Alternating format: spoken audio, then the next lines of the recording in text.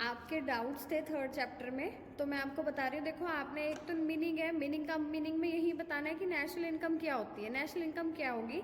जो एक साल के अंदर किसी भी पर्सन ने कुछ भी प्रोड्यूस किया, बनाया, उसके बदले में उसको जो सेवाएं मिलती हैं, इनकम मिलती है, तो वो सारे लोग, कोई भी पर्सन है काम करता है, उसके बदले में उसको जो सेवाएं मिलती है वो इंक्लूड हो रही है राष्ट्र आय में। इस तरह से हम राष्ट्र आय की बात करते हैं। फिर है आपका कि इसके कॉन्सेप्ट्स क्या है, व्हाट इज़ द कॉन्सेप्ट। पहला है कि आपका डोमेस्टिक टेरिटरी है। कॉन्सेप्ट हमने इसलिए करने हैं क्योंकि जब हम राष्ट्रीय आय के बारे में जान रहे हैं तो हमें ये भी पता होना चाहिए कि राष्ट्र आय के अंदर क्या क्या चीज़ें इंक्लूड की जाती हैं, इसलिए इन्होंने ये कॉन्सेप्ट्स दिए हैं। पहला आपका डोमेस्टिक टेरिटरी।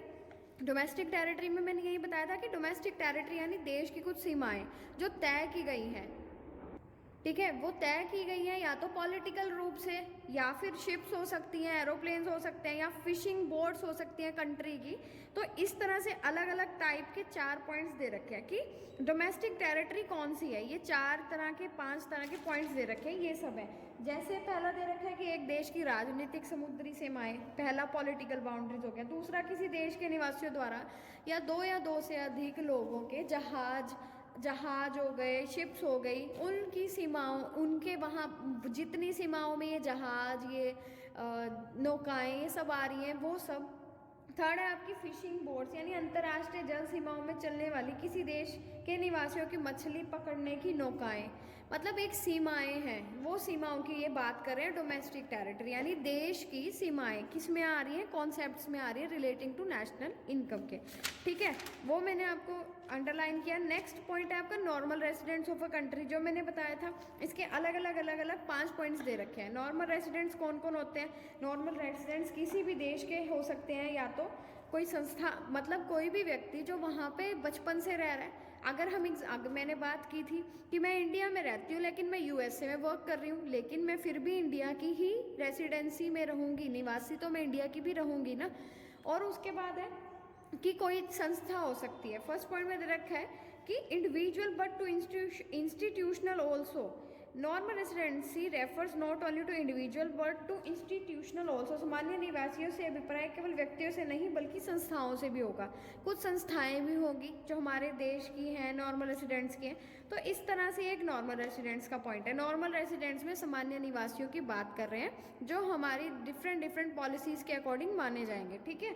नेक्स्ट है आपका डेप्रिसिएशन। डेप्रिसिएशन का मतलब होता है आपका घाटा, मूल्यह्रास, यानी जब भी किसी भी तरह से आपको कोई भी डेप्रिसिएशन हुई, यानी आपने कोई मशीन थी, आपकी कोई फैक्ट्री थी, वहाँ पे आपने उस मशीन को ठीक करवाने में अपनी आधी सैलरी लगा दी, that is your depreciation from your salary. क्या आपने अपनी सैलरी में से आधा भाग तो डेप्रिसिएशन को, घाटे को ठीक करने में ही लगा दिया। तो डेप्रिसिएशन वर्ड यहाँ क्यों यूज़ कर रहे हैं? क्योंकि आगे जो हम नेशनल इनकम के कॉन्सेप्ट पढ़ेंगे वहाँ पे ना आपको माइनस करके डेप्रिसिएशन, यानी डेप्रिसिएशन को घाटा करके दिखाया होगा। तो इसलिए यहाँ पे हमें डेप्रिसिएशन का जो पॉइंट है वो हमें ये बता रहे हैं कि डेप्रिसिएशन भी कुछ होता है।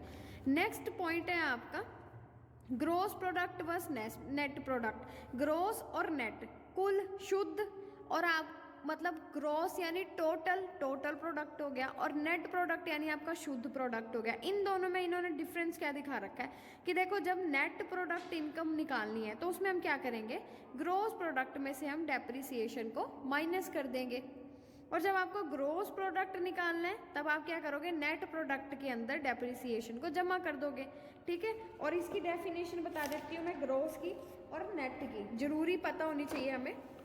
क्या कह रहे हैं ये कि gross product versus net product क्या होता है। ग्रोस का मतलब है सकल, शब्द का मत, और नेट का मतलब है शुद्ध। दोनों डिफरेंट है अपने हिसाब से।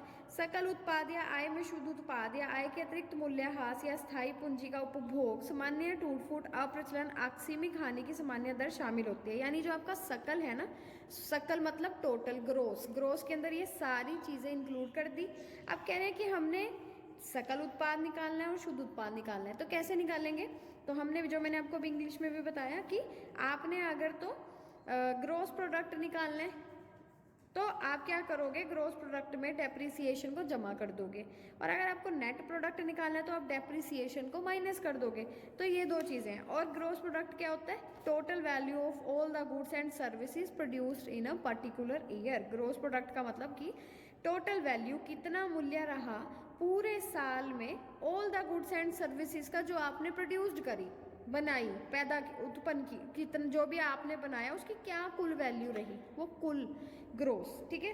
फिर है market price versus factor price, जिसे हम हिंदी में कहते हैं, मार्केट प्राइस को हम हिंदी में कहते हैं बाजार कीमत, और फैक्टर कॉस्ट को हम कहते हैं साधन लागत। दोनों में क्या डिफरेंस है, जो साधन, यहाँ पे देखो, market price and factor price is net indirect tax. The basic of difference between the concept of market price and factor cost is net indirect taxes. यानी एक में तो net indirect taxes लगाए जाते हैं और एक में नहीं लगाए जाते। तो factor cost क्या होती है, factor cost में हम include करते हैं payments to the factor of production. Factor cost यानी साधन लागत में हम इंक्लूड करते हैं वो payments to the factor of production, जो हमने किसी भी उत्पादन के साधनों को भुगतान में दी। और मतलब फैक्टर कॉस्ट मैंने कोई चीज़ बनाई, उसके ऊपर मैंने पुर्जे लगाए, मैंने फैब्रिकोल लगाई, उसके ऊपर जो साधन लागत लगी साधनों को जोड़ने में, वो आपकी साधन लागत है। एग्जाम्पल आप किसी टेबल का ले लो, क्या आपको एक मार्केट प्राइस के लिए बढ़िया सा डाइनिंग